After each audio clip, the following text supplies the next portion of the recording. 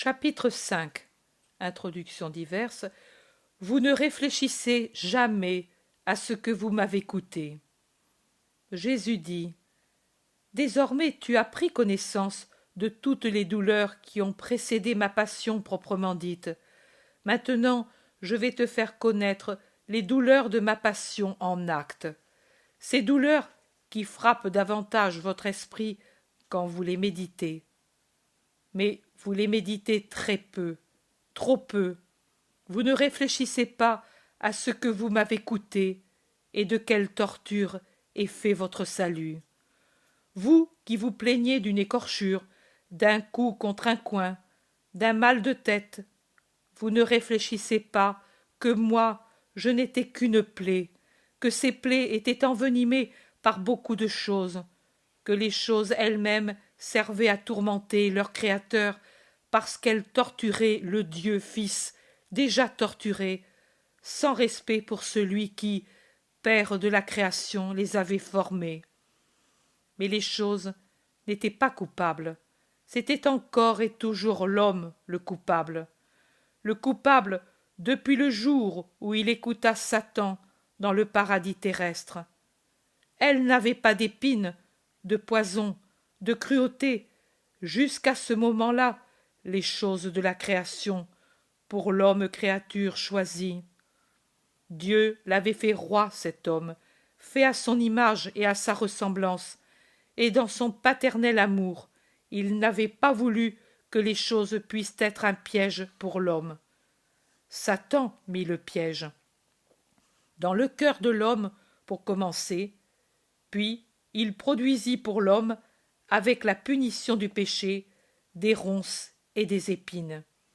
Et voici que moi, l'homme, j'ai dû souffrir aussi pour les choses et par les choses en plus que par les personnes. Ces dernières m'ont donné insulte et sévices. Les choses en furent les armes.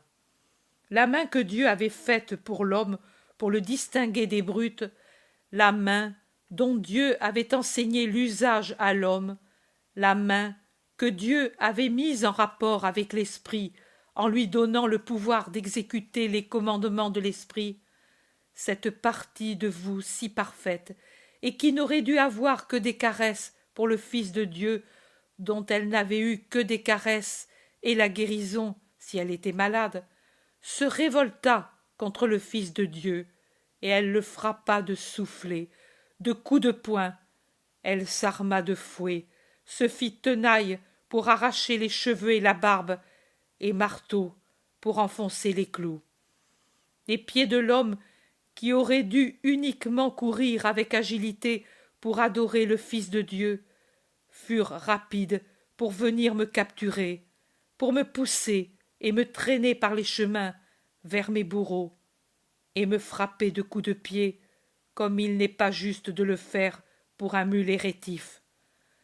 La bouche de l'homme qui aurait dû user de la parole qui n'a été donnée qu'à l'homme de tous les animaux créés, pour louer et bénir le Fils de Dieu, s'emplit de blasphèmes et de mensonges, et les lança, en même temps que sa bave, contre ma personne. L'esprit de l'homme, qui est la preuve de son origine céleste, s'est épuisé pour imaginer des tourments d'une rigueur raffinée. L'homme tout entier, s'est servi de tout ce qui le constitue pour torturer le Fils de Dieu.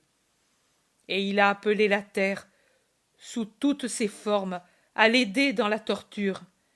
Il a fait des pierres du torrent des projectiles pour me blesser, des branches des arbres des matraques pour me frapper, du chanvre tordu une corde pour me traîner en coupant la chair, des épines une couronne de feu qui piquait ma tête lasse, des minéraux un fouet exaspéré, du roseau un instrument de torture, des pierres du chemin un piège pour le pied vacillant de celui qui montait, en mourant, pour mourir crucifié.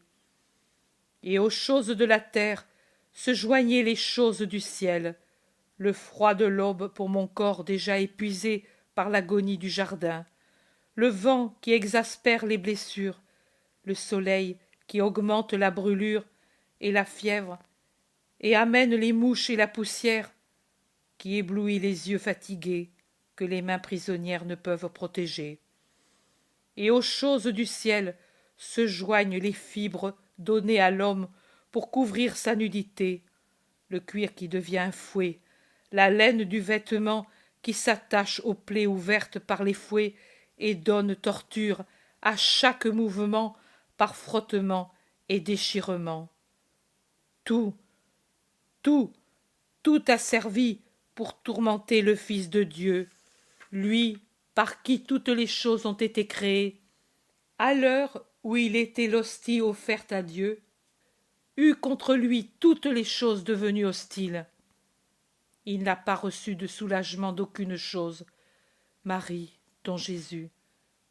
Comme des vipères devenues furieuses, tout ce qui existe s'est mis à mordre ma chair et à accroître ma souffrance. Il faudrait bien y penser quand vous souffrez, et, en comparant vos imperfections à ma perfection et ma douleur à la vôtre, reconnaître que le Père vous aime comme il ne m'a pas aimé à cette heure-là, et l'aimer par conséquent de tout vous-même, comme moi je l'ai aimé malgré sa rigueur.